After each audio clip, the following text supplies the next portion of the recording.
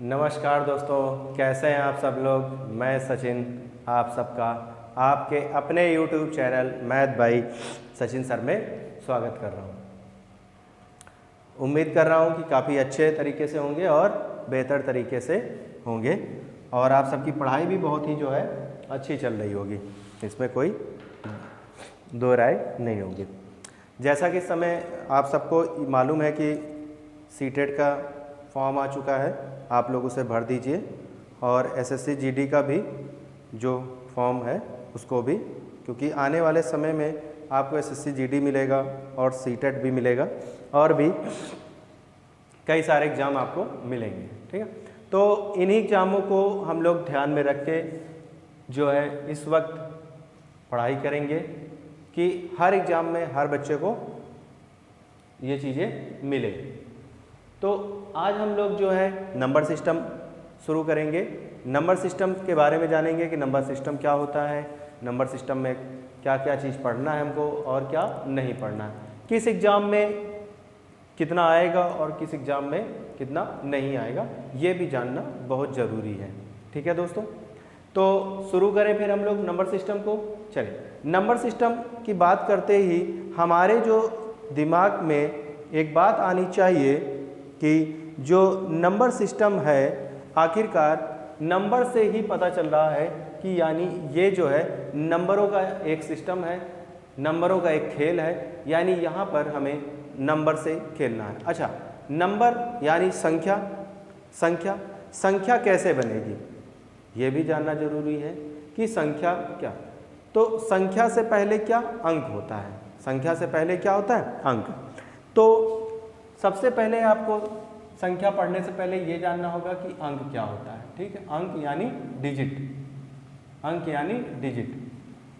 Digit कौन सी होती हैं, तो 0 से लेके 0 से लेके 9 तक के जो अंक होते हैं, 0 से लेके 9 तक की जो संख्याएं होती हैं उन्हें हम क्या बोलते हैं, अंक बोलते हैं। यानी 0, 1, 2, 3, 4, 5, 6, 7, 8 और 9, ये हमारे क्या है, अंक है।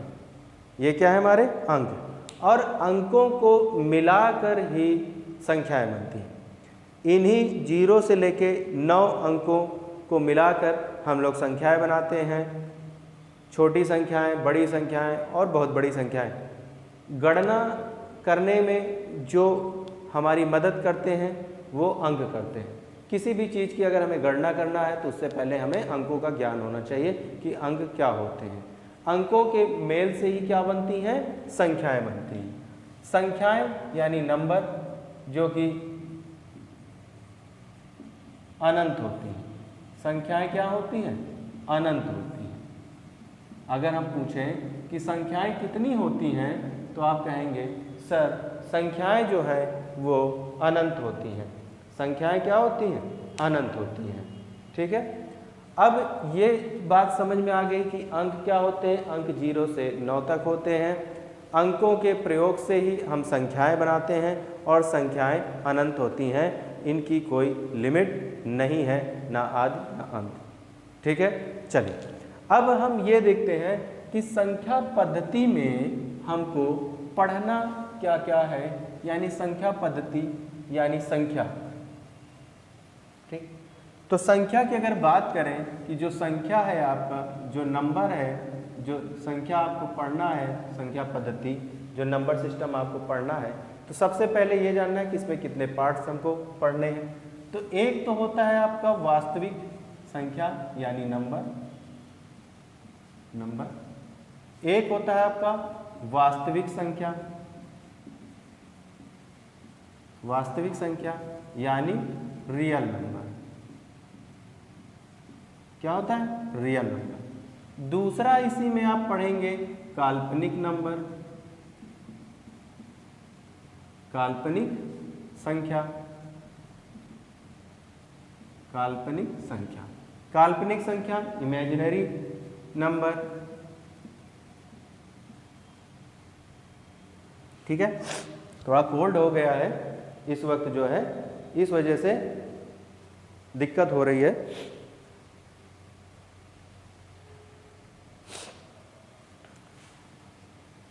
तो इमेजिनरी नंबर, इसके बाद होता है आपका एक तीसरा सम्मिश्र संख्या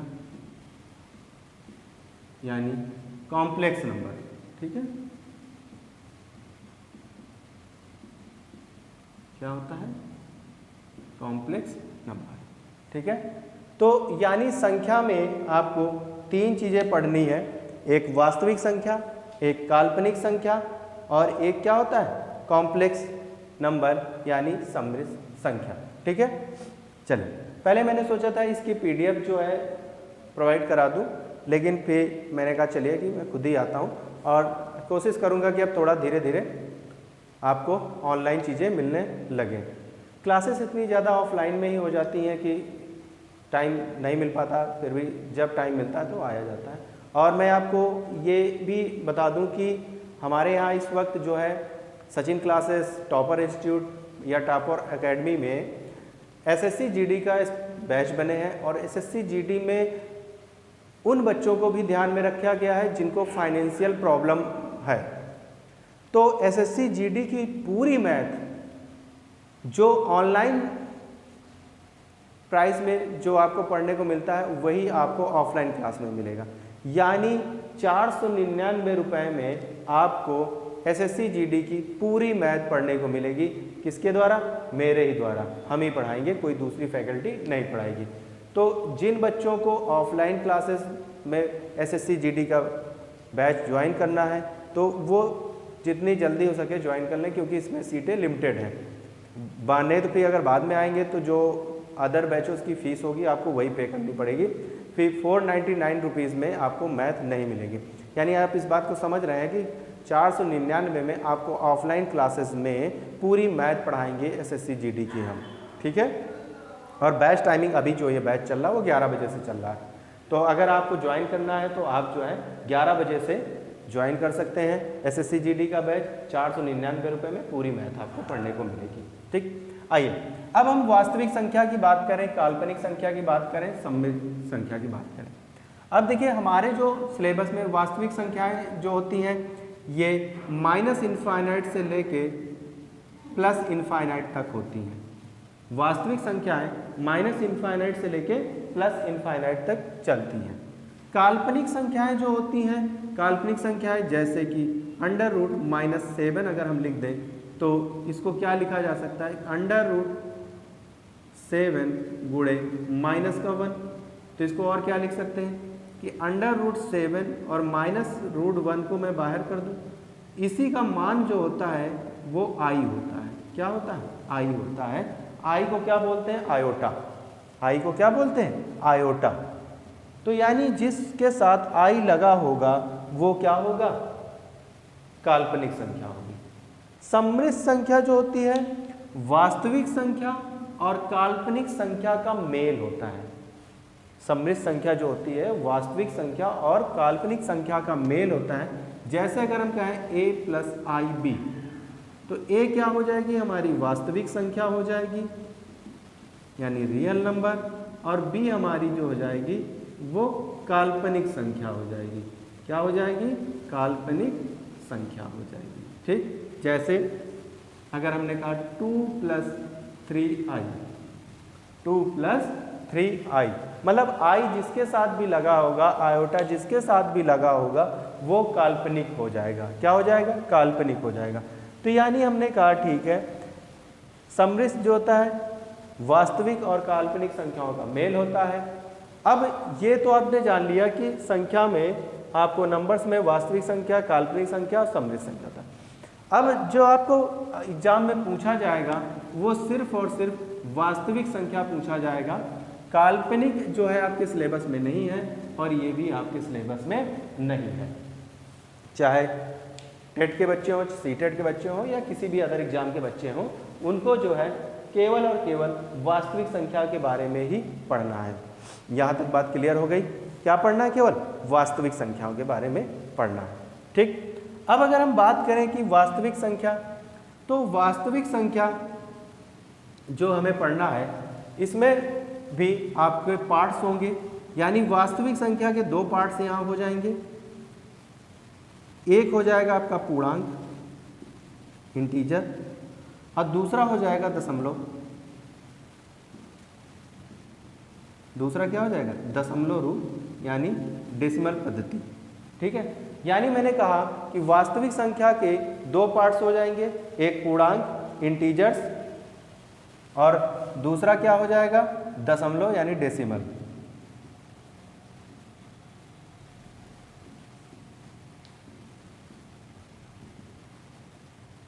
ठीक, यानी हम वास्तविक संख्या के दो पार्ट्स करेंगे, एक पूर्णांक और एक दशमलव। यहां तक में ये बताइए कोई दिक्कत, चीजें समझ में आई? ठीक है, ठीक, चलिए तो एक बार फिर से हम बात करते हैं। हमने कहा संख्या क्या होती है? संख्या से पहले हम अंक के बारे में जाने। हमने कहा अंक क्या होते हैं? अंकों का योग हम किस में करते हैं? गणना करने में करते हैं। अंकों की ही हेल्प से हम मदद से मतलब हम लोग गणनाएं कर सकते हैं और संख्याएं बना सकते हैं। अंक हमारे जो होते हैं 0 से लेके 9 तक होते हैं। फिर संख्याएं जो होती हैं वो हमारी अनंत होती हैं। फिर इसके बाद हमने कहा संख्या 3 पार्ट में हमने डिवाइड किया। हमने कहा वास्तविक संख्या, रियल नंबर, काल्पनिक इमेजिनरी और समृद्ध यानी कॉम्प्लेक्स नंबर। वास्तविक संख्याएं जो होती हैं माइनस इनफाइनाइट से प्लस इनफाइनाइट तक होती हैं। काल्पनिक जिनके साथ आई लगा होता है यानी आयोटा, जिन नंबरों के साथ लगा होता है वो सारे काल्पनिक नंबर होते हैं। कॉम्प्लेक्स नंबर जो होता है ये हमारा क्या होता है? वास्तविक और काल्पनिक संख्याओं का जो मिश्रण मतलब मिश्रित भाग होता है, एक मिला जुला रूप होता है। ठीक है, यहाँ तक में किसी कोई दिक्कत नहीं। चलिए अब हम लोग जो है बात करते हैं इंटीजर की यानी पूर्णांक की। देखते हैं कि पूर्णांक की बात करें, इसमें क्या क्या हमको पढ़ना है। चलिए तो हमने कहा पूर्णांक डाल लेते हैं। तो वास्तविक संख्या हमने क्या कहा? वास्तविक संख्या। अब हम लोग जो हमारे सिलेबस में है वो हम पढ़ेंगे वास्तविक संख्या यानी रियल नंबर। रियल नंबर वास्तविक संख्या को मैंने किसने दो पार्टों में तोड़ा था। एक आपका पूर्णांक था, दूसरा आपका क्या था? दशमलव रूप। ठीक, दूसरा क्या था आपका? दशमलव रूप। अब चलिए, यानी पूर्णांक को हमने क्या कहा था? इंटीजर। ठीक, और इसको डेसिमल प्रोसेस। ठीक है, ये हो गया। अब चलिए, अब यहाँ अब जो है अब हम लोगों के जो एग्जाम में आएगा हम लोग उस पे काम करने जा रहे हैं।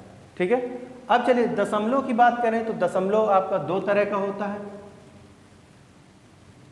एक टर्मिनेटिंग और एक नॉन टर्मिनेटिंग। टर्मिनेटिंग का मतलब होता है शांत दशमलव, एक होता है आपका शांत दशमलव, और एक होता है आपका अशांत दशमलव। एक क्या होता है? अशांत दशमलव। क्लियर हो गई बात? यानी अगर दशमलव की बात करें तो दशमलव एक होता है शांत दशमलव, एक होता है अशांत दशमलव। Terminating decimal, non terminating decimal. ठीक, शांत दशमलव क्या होता है? जैसे शांत दशमलव में आपको एक उसका जो भी वैल्यू होगी वो मालूम होगी, फिक्स वैल्यू होगी। जैसे हमने कहा 0.25, इसका मान आपको मालूम है कि क्या है। 0.315 इसका भी मान आपको मालूम है। 0.42 इसका भी मान आपको मालूम है। ये क्या हो गए? शांत दशमलव। अशांत दशमलव की बात करें तो यानी ये हो जाता है 0.3333 डॉट डॉट डॉट ऐसे चलता रहता है। 0.125 यानी इसी में रिपीटेशन भी इसी के अंदर आ जाता है, रिपीटेशन नॉन रिपीटेशन। ठीक है, तो ये हो गया।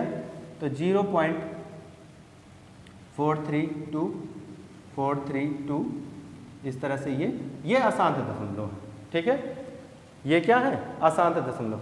अशांत दशमलव से ही आपका जो है रेशनल और इरेशनल इसी के अंदर आते हैं। जब नॉन टर्मिनेटिंग के अंदर आएंगे तो नॉन टर्मिनेटिंग जो है अशांत दशमलव जो है नॉन टर्मिनेटिंग डेसिमल के अंदर इसी में आपके परिमेय अपरिमेय यानी रेशनल और इरेशनल इसी के अंदर होते हैं। खैर अभी हम लोग आगे जानेंगे। अब पूर्णांक की बात करें तो पूर्णांक में जो होता है यहाँ पर आपकी प्राकृतिक संख्याएं हो जाएंगी, पूर्ण संख्याएं हो जाएंगी। इसके अंदर आप क्या पढ़ेंगे, इसके अंदर आप पढ़ेंगे प्राकृतिक संख्याएं, प्राकृतिक संख्याएं यानी नेचुरल नंबर। प्राकृतिक संख्याएं क्या होती हैं अभी जानेंगे हम लोग। पूर्ण संख्याएं, पूर्ण संख्याएं ये क्या होती हैं यानी होल नंबर। फिर हम जानेंगे इसमें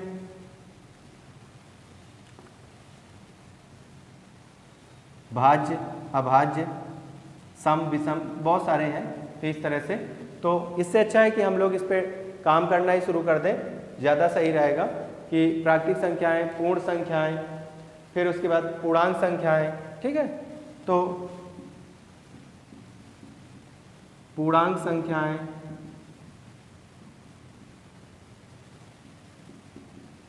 अभाज्य संख्याएं, अभाज्य संख्याएं, सम संख्याएं, फिर आपका हो जाएगा विषम संख्याएं,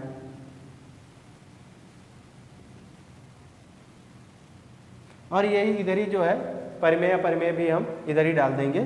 ठीक है, इधर की तरफ जो है आसान दशमलव की तरफ से नहीं वो करेंगे, हम इसी में ही कर देंगे। इधर परिमेय अपरिमेय, रेशनल इरेशनल नंबर भी इधर ही कर देंगे। Odd, even, prime number, whole number, सारे इंटीजर नंबर जो भी हैं, नेचुरल नंबर, सब इधर ही हम लोग काम करेंगे। क्लियर है। तो यानी ये तो एक मतलब हमारे पास रूपरेखा हो गई कि हमको क्या क्या पढ़ना है, हमारे जो सिलेबस में, हमारे एग्जाम में क्या क्या पूछा जाएगा। वास्तविक संख्याएं में हमसे पूर्णांक पूछा जाएगा, दशमलव के बारे में भी पूछा जाए। पूर्णांक की बात करेंगे तो प्राकृतिक संख्याएं, नेचुरल नंबर, पूर्ण संख्याएं, होल नंबर, पूर्णांक, इंटीजर नंबर्स, अभाज्य संख्याएं, प्राइम नंबर, सम संख्याएं यानी इवन नंबर्स, विषम संख्याएं यानी हमसे ऑड नंबर्स की बात कर रहा होगा। ठीक, फिर डेसिमल की बात करेंगे तो इसमें शांत दशमलव, अशांत दशमलव होगा। शांत दशमलव जो होता है वो आपका टर्मिनेटिंग होता है डेसिमल, ये नॉन टर्मिनेटिंग डेसिमल होता है। ठीक, नॉन टर्मिनेटिंग के अंदर फिर आपके चीज़ें फिर से डिवाइड हो जाएंगी जो आपके रेशनल और इरेशनल, परिमेय और अपरिमेय संख्याओं को बनाने में मदद करती है। पहले तो ये बताइए यहाँ तक में किसी को कोई दिक्कत नहीं। चलें फिर हम लोग आगे बढ़ें। चलिए, तो अब एक एक करके हम लोग जानने की कोशिश करेंगे कि प्राकृतिक संख्याएं क्या होती हैं, इनके बारे में पढ़ेंगे। चलिए, प्राकृतिक संख्याओं को जानते हैं हम लोग, इसको रख कर दें।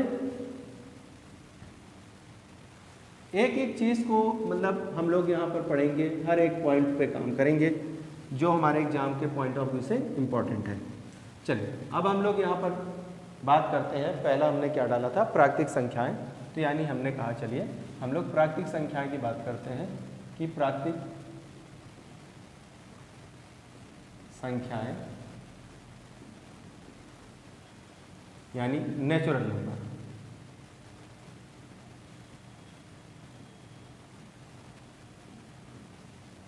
ठीक है, प्राकृतिक संख्या यानी नेचुरल नंबर्स क्या होते हैं। ठीक है, सभी धनात्मक पूर्णांक, अगर हम बात करें कि भाई क्या होता है प्राकृतिक संख्याएं, तो इसमें हम बोलेंगे कि सभी धनात्मक पूर्णांक जो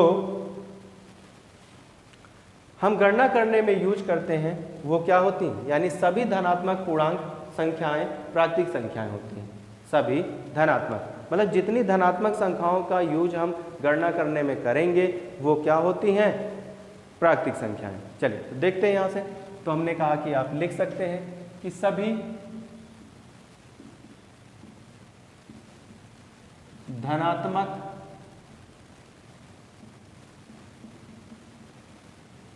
पूर्णांक संख्याएं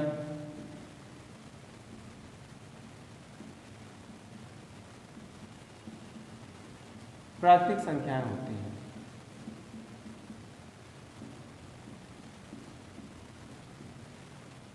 ठीक, सभी धनात्मक पूर्णांक संख्याएं प्राकृतिक संख्याएं होती हैं।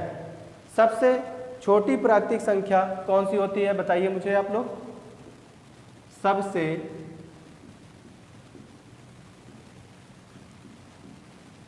छोटी प्राकृतिक संख्या कौन सी होती है?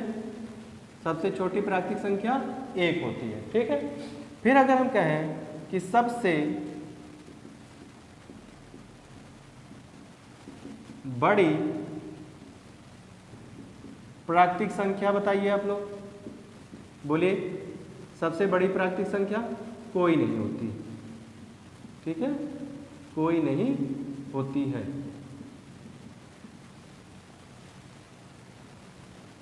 ये बताइए, यहां तक में किसी को कोई दिक्कत?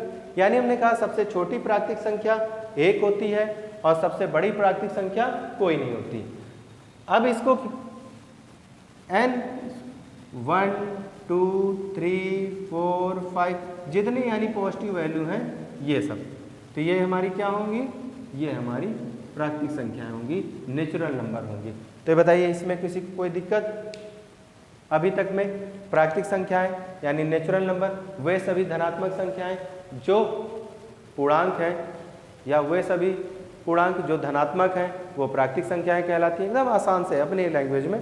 तो 1 जो है सबसे छोटी प्राकृतिक संख्या है और सबसे बड़ी प्राकृतिक संख्या कोई भी नहीं होती। ठीक, n जो है नेचुरल नंबर को डिनोट करता है। ठीक है, n = 1 2 3 4 5 ... कहाँ तक? इनफाइनाइट तक, यानी प्लस इनफाइनाइट तक। ये बताइए, इसमें किसी कोई दिक्कत? अब चलिए, अब इसके बाद मैंने क्या आपसे कहा था? दूसरा मैंने आपसे कहा था पूर्ण संख्याएं। पूर्ण संख्याएं यानी होल नंबर की बात करते हैं। ये पूर्ण संख्याएं क्या होती हैं? इसको देखिए, हर एक चीज़ को समझ कर चलिए, इसीलिए मैं इस पर बहुत ही आराम से पढ़ा रहा हूँ कि किसी भी बच्चे को कोई दिक्कत ना आए किसी भी पॉइंट में। चलिए, पूर्ण संख्याएं की बात करते हैं हम लोग। पूर्ण संख्या, ठीक, होल नंबर।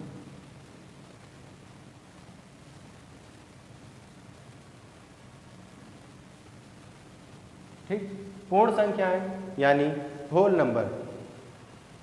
अब ये बताइए कि अभी तक जब हम नेचुरल नंबर की बात कर रहे थे तो अच्छा, मैंने अंक पढ़ाए थे आपको, तो अंक मैंने क्या कहा था? 0 से लेके 9 तक थे। लेकिन जब हम नेचुरल नंबर पढ़े तो हमने 0 को तो छोड़ दिया, 0 को छोड़ दिया, 0 के बारे में हम नहीं जान रहे थे। अब क्या होगा कि जब हम 0 को ले लेंगे तो क्या हो जाएगा? पूर्ण का मतलब कंप्लीट हो गए हम पूरी तरीके से। तो यानी जब हमने 0 को ले लिया तो क्या हो गए? हम पूर्ण हो गए। तो इसीलिए अब इसको क्या करेंगे कि अब इसमें हम 0 भी लेके चलेंगे। तो पूर्ण संख्याएं के बारे में हम लोग क्या बोलेंगे?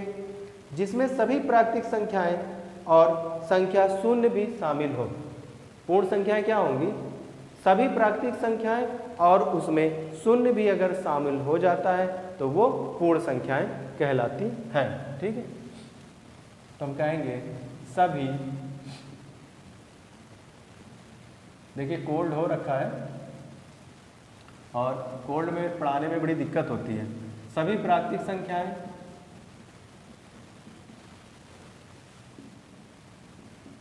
जिसमें शून्य भी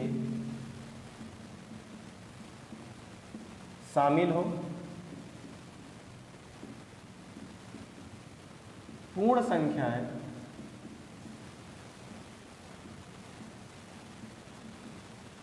कहलाती हैं। ठीक है, पूर्ण संख्याएं कहलाती हैं। यानी W = 0 1 2 3 4 ... ये क्या हो गई? हमारी पूर्ण संख्याएं हो गई। क्लियर हो गई बात? पूर्ण संख्याएं यानी हमने कहा प्राकृतिक संख्याएं तो हमने ले लिया था 1 से लेके अनंत तक। अब उसमें जब हम लोग संख्या बना रहे थे तो कहीं ना कहीं कोई छोटी संख्या बनाने के लिए और कोई बड़ी संख्या बनाने के लिए हम लोगों को प्रॉब्लम आ रही थी। यानी अगर जैसे हमने कहा कि 2 अंकों की छोटी संख्या बताएं तो नेचुरल नंबर में 2 अंकों की छोटी संख्या कहाँ से जाएगी? 11 से। और 2 अंकों की बड़ी संख्या की बात करेंगे तो वो कहाँ जाएगी? 99 पे। ठीक, लेकिन अब बाद में ये हुआ कि नहीं, 2 अंकों की छोटी संख्या और भी बन सकती है। तो वो कैसे बन सकती है? जब हम 0 को ले लें। तो जब हम 0 को ले लिया तो 2 अंकों की छोटी संख्या क्या बन गई? 10। तो यानी यहाँ से जब हमने जीरो को ले लिया तो छोटी संख्या और बड़ी संख्या बनाने में हमारे लिए क्या हो गया, ये हेल्पफुल हो गया। वैसे भी जीरो की खोज कहाँ हुई, अपने भारत में हुई, इस बात के लिए हमें क्या गर्व है। तो जब जीरो मिला तो क्या हुआ, चीज़ें बेहतर हो गई। तो यहाँ तक में कोई दिक्कत कि जब जीरो आ गया प्राकृतिक संख्याओं में तो छोटी संख्या, सबसे छोटी संख्या बनाने में भी हमको आसानी मिल गई और बड़ी संख्या बनाने में भी आसानी मिल गई। ठीक है, अब चलिए, अब इसके बाद जो है हम लोग पढ़ेंगे पूर्णांक संख्या। ठीक है, मैंने इसके बाद क्या लिखा था, पूर्णांक संख्या। ये बताइए यहाँ तक क्लियर है सबको कि प्राकृतिक संख्या क्या आती है, पूर्ण संख्या क्या होती है। ठीक, अब आइए पूर्णांक में। पूर्णांक में क्या होगा, अब पूर्णांक में अब मान लीजिए कि आपने किसी से पैसे लिए और किसी को पैसे दिए भी। एक व्यक्ति आपको पैसे दे गया और एक व्यक्ति आपसे पैसे ले गया, उतने ही पैसे। ठीक, हमने कहा कि भैया 5 रुपए कोई हमको दिया, ठीक, मतलब हमको दे गया, और हमने भी किसी को 5 रुपए दिया, ये लिख दिया। ठीक, 5 रुपए दिए। तो अब क्या हुआ कि जब हम बाद में हमने अपना रजिस्टर देखा तो अब हमको ये नहीं समझ में आ रहा कि ये 5 कौन सा है, ये 5 कौन सा, कि 5 हमको दोनों बार मिले हैं। अगर दोनों बार मिले तो हमारे पास 10 रुपए होने चाहिए थे, और अगर हमने 5 दोनों को दिए हैं तो हमारे पास -10 होने चाहिए थे, यानी हमारे पास 10 रुपए कम होने चाहिए। अभी यहाँ माइनस और प्लस की तो कोई बात ही नहीं। ठीक, तो अब क्या हुआ कि फिर हम लोगों ने पूर्णांक का जिक्र किया। किसका जिक्र किया, पूर्णांक का। हमने कहा कि पूर्णांक संख्याएं बना दी जाए, अगर पूर्णांक संख्याएं अगर बना दी जाए, यानी इंटीजर नंबर्स बना दिए जाएं, तो कैसा रहे। तो इंटीजर्स नंबर बनाने के लिए हमने इनके साथ सिंबल ले लिया। क्या ले लिया, सिंबल ले लिया कि अगर कोई हमको पैसे दे गया है तो उसके आगे प्लस लगा देंगे, और कोई अगर हमसे पैसे ले गया है, हमने यानी अगर हमको कोई पैसे दिया तो हमारे पास आया प्लस, हमने किसी को पैसा दिया तो क्या हो गया, माइनस। तो अब इससे हमको ये पता चल गया कि अच्छा ठीक है, ये 5 जो है हमारे पास आया था और ये 5 जो है हमारे पास से गया था। तो इसका मतलब हुआ कि पूर्णांक संख्याएं कौन सी संख्याएं होंगी, माइनस इनफाइनाइट से लेके प्लस इनफाइनाइट तक जितनी भी संख्याएं होंगी वो सब क्या होंगी, पूर्णांक होंगी। यही तो मैंने आपसे अभी शुरुआती दौर पे भी कहा था कि सभी प्राकृतिक संख्याएं शून्य और प्राकृतिक संख्याओं के ऋणात्मक मानों के परिवार को हम इंटीजर यानी पूर्णांक कहेंगे। क्लियर हो गई बात, यानी सभी प्राकृतिक संख्याएं शून्य और सभी ऋणात्मक मानों के परिवार को, परिवार का मतलब एक जगह इकट्ठा कर दें तो ये क्या हो जाएगा, पूर्णांक हो जाएगा।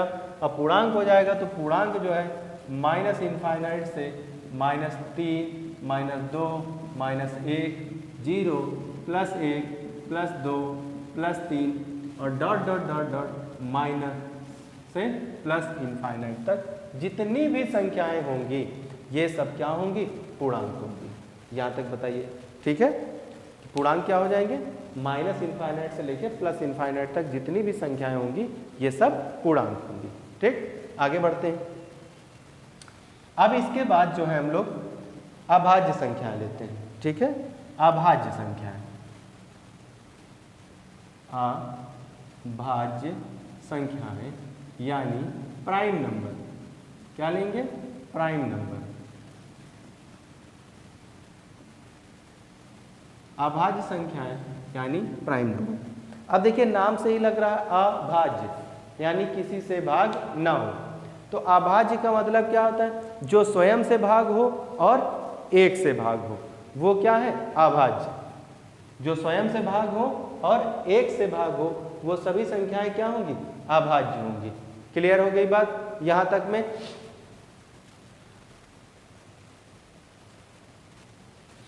आइए, तो अभाज्य समझ गए, जो संख्या स्वयं से भाग हो और एक से भाग हो वो क्या होंगी, अभाज्य संख्याएं होंगी।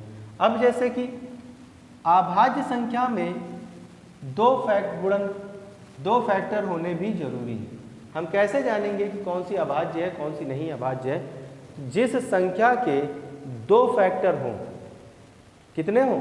2 फैक्टर होंगे, 2 गुणनखंड होंगे, वही संख्या अभाज्य होगी। अब जैसे हमने कहा 1 2 3 4 5 6 ठीक 7 ये भी ले लिया ठीक। अब इसके अगर गुणनखंड करें तो 1 और 1, इसके करते हैं तो 1 2, इसके करें तो 1 3, अगर इसके करते हैं तो 1 2 और 1 4 भी होगा, 4 से भी तो भाग हो जाएगा। इसके करें तो 1 5, इसी तरह से आगे अगर हम करते हैं तो मैंने कहा कि अभाज्य संख्याएं वही संख्याएं होंगी जिनके 2 गुणनखंड होंगे। 2 गुण, अब बताइए 1 और 1 क्या 2 है? ये तो एक ही हो गया ना, इसीलिए 1 कभी भी अभाज्य संख्या नहीं होती है। 1 कभी भी अभाज्य संख्या नहीं होती। अब इसके देखिए 3 हो गए तो ये भी नहीं होगा, तो कौन सा होगा? 2 3 5 और 7, यानी अभाज्य संख्याएं कौन सी होंगी? 2 3 5 7, ये हमारी अभाज्य संख्या हो जाएंगी। और 2 हमारी इकलौती ऐसी सम अभाज्य संख्या है। अगर हम कहें कि सम अभाज्य संख्या, सम अभाज्य संख्या बताइए, तो सम अभाज्य संख्या आप जानते हैं क्या होता है? 2 होता है। सम अभाज्य संख्या क्या होता है? 2 होता है। क्लियर बात हो गई कि सम अभाज्य संख्या क्या होगी? 2 होगी। ठीक है, यहाँ तक चले, आगे बढ़ा जाए। ठीक, चलिए आगे बढ़ते हैं। तो यहाँ तक में बताइए किसी को कोई दिक्कत? कोई दिक्कत नहीं। अब आपने देखा कि 1 क्या है? 1 जो है इसके तो एक ही गुणनखंड हो रहे हैं, 2 गुणनखंड, जिसके 2 गुणनखंड होंगे वही अभाज्य होगा। तो अगर 1 की बात करें तो 1 के बारे में लिख लीजिए, 1 ना तो भाज्य है और ना ही अभाज्य है। ठीक है, 1 जो है ना तो भाज्य है और ना ही अभाज्य है। अगर हम आपसे यह पूछें कि 1 से लेकर 50 तक में कितने अभाज्य संख्याएं होती हैं? 1 से लेकर 50 तक में कितनी अभाज्य संख्याएं होती हैं? 1 से लेकर 50 तक में कितनी अभाज्य संख्याएं होती हैं? बताइए कितनी अभाज्य संख्याएं होती हैं? 1 से लेकर 50 तक में कितनी अभाज्य संख्याएं होती हैं? तो 1 से लेकर 50 तक में कितनी अभाज्य संख्याएं होती? 15। इस बात को ध्यान रखिए। फिर अगर मैं आपसे ये कहूँ कि 1 से लेकर 100 तक में कितनी अभाज्य संख्याएं होती? 1 से लेकर, नीचे दिख रहा है, 100 तक कितनी अभाज्य संख्याएं होती हैं? तो 1 से लेकर 100 तक में 25 अभाज्य संख्याएं होती हैं। 1 से लेकर 50 तक में 15 अभाज्य संख्याएं होती हैं और 1 से लेकर 100 तक में 25 अभाज्य संख्याएं होती हैं। ये एग्जाम के पॉइंट ऑफ व्यू से बहुत इंपॉर्टेंट है, पूछे जाते हैं कि 1 से लेकर 50 तक में कितनी अभाज्य संख्याएं, 1 से लेकर 100 तक में कितनी अभाज्य संख्याएं, तो आप कहेंगे 15 पर 25 आ जाता है। 1 क्या है? तो 1 ना तो भाज्य है ना ही अभाज्य है। ठीक है, 1 ना तो भाज्य है और ना ही अभाज्य है। क्लियर है? यहाँ तक में कोई दिक्कत नहीं, सभी बच्चों को क्लियर है ये? ठीक है, चलें अब आगे बढ़ते हैं। जो है हम देखते हैं संयुक्त संख्या। आगे जो है अब हम लोग कौन सी संख्या पढ़ेंगे? संयुक्त संख्या पढ़ेंगे। आगे कौन सी? संयुक्त संख्या यानी कंपोजिट नंबर। आगे जो हम लोग पढ़ रहे हैं संयुक्त संख्या, संयुक्त संख्या यानी कंपोजिट नंबर। चलिए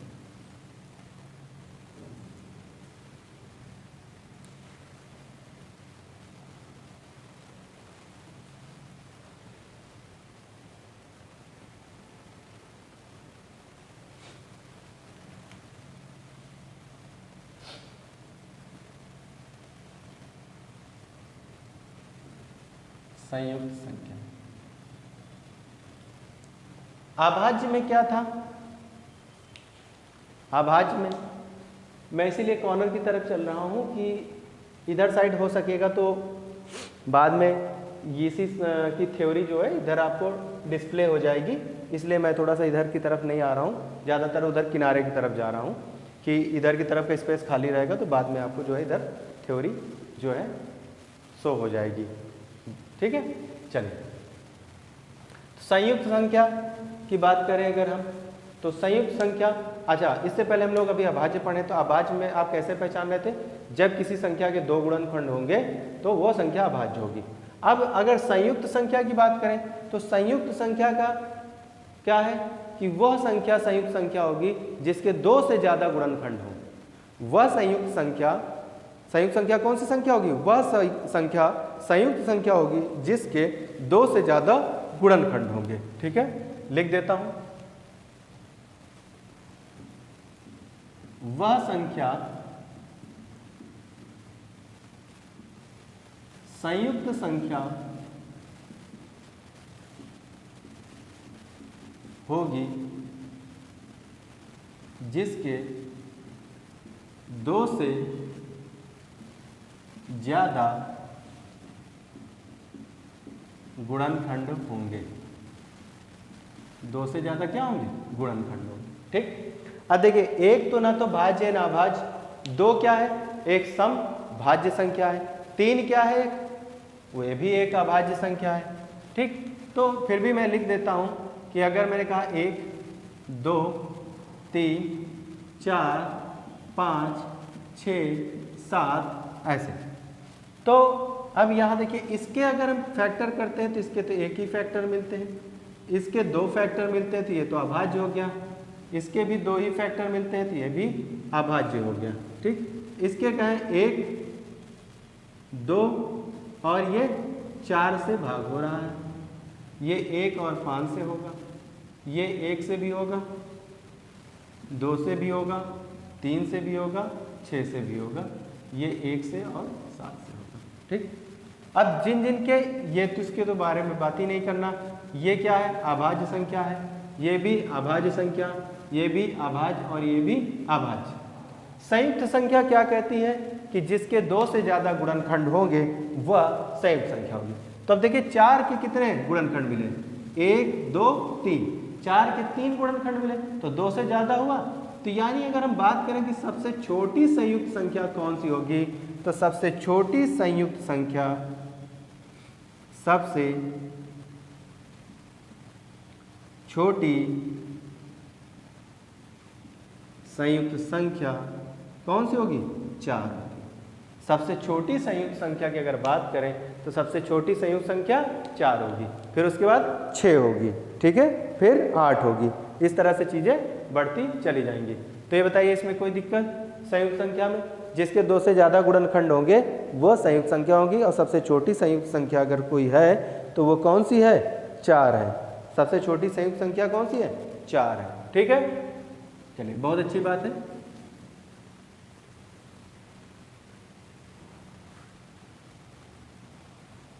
अब इसके बाद हम लोग देखते हैं सम संख्या। ठीक, सम संख्या ये तो सभी लोग जानते होंगे, सम संख्या इवन नंबर, वो संख्याएं जो 2 से विभाजित होती हैं वो संख्याएं क्या कहलाती हैं, सम संख्याएं कहलाती हैं। वो संख्याएं जो 2 से विभाजित होती हैं क्या कहलाती हैं, सम संख्याएं कहलाती हैं। ठीक है, वो संख्याएं जो 2 से विभाजित होती हैं वो संख्याएं क्या कहलाती हैं, सम संख्याएं कहलाती हैं। क्या पड़ गया आंख में, ठीक, चलिए, तो यानी 2 से विभाजित होने वाली 2 है, 4 है, 6 है, 8 है, 10 है, इस तरह से जो है ये क्या है, सम संख्या है जो 2 से विभाजित हो रही है। ठीक है, चलिए, फिर इसके बाद क्या है आपका विषम संख्या। विषम संख्या यानी ऑड नंबर। जो संख्या 2 से विभाजित ना हो वो क्या होगी, विषम संख्या होगी। जो संख्या 2 से विभाजित ना हो वो विषम संख्या है। ठीक है, जो संख्या 2 से विभाजित ना हो वो क्या है, विषम संख्या है। यानी 1 3 5, 7 इस तरह से ये क्या है, विषम संख्या है। ठीक है, कुछ पॉइंट जो आपको जानना चाहिए ये था, ये सम और विषम में किसी को कोई प्रॉब्लम नहीं। ठीक है, अब अगर हम ये आपसे कहें कि दो विषम संख्याओं का योग सदैव सम होता है। दो विषम संख्याओं का योग सदैव सम होता है। जैसे 3 + 5 = 8। 3 + 5 बराबर क्या होता है, 8। यानी दो विषम संख्याओं का योग सदैव सम होता है। For example 3 + 5 = 8। यहाँ तक में बताइए किसी को कोई दिक्कत, चीज़ें क्लियर है? अब तो नहीं किसी को कोई दिक्कत होनी चाहिए। ठीक है, अच्छा चलो अब इसके बाद हम लोग जानेंगे परिमेय अपरिमेय संख्या। ठीक है, परिमेय और अपरिमेय संख्या ये आपका दशमलव पद्धति के अंतर्गत भी आता है, परिमेय अपरिमेय संख्या।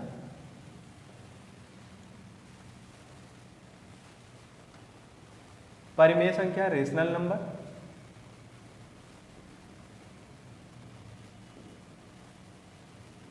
परिमेय संख्या ठीक है क्या होता है, रेशनल नंबर होता है।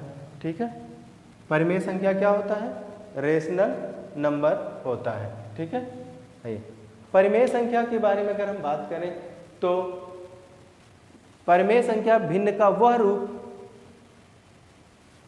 भिन्न a/b के फॉर्म में होती है, इससे पहले मैंने पढ़ा रखा है। ठीक है, यानी परिमेय संख्या हम उस भिन्न को कहेंगे जो p/q के रूप में व्यक्त की जा रही हो, जहां पर q ≠ 0 हो, यानी q 0 ना हो।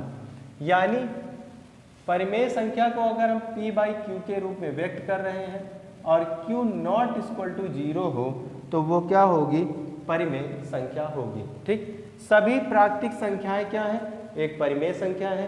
क्यों, किसी के आधार पे हमेशा 1 रहता है। ठीक है, सभी प्राकृतिक संख्याएं परिमेय संख्या है। ठीक, ये हो गया परिमेय संख्या कि p/q के रूप में हो और q ≠ 0 हो तो वो क्या होगा, परिमेय संख्या होगा। जैसे 7/4, 3/2,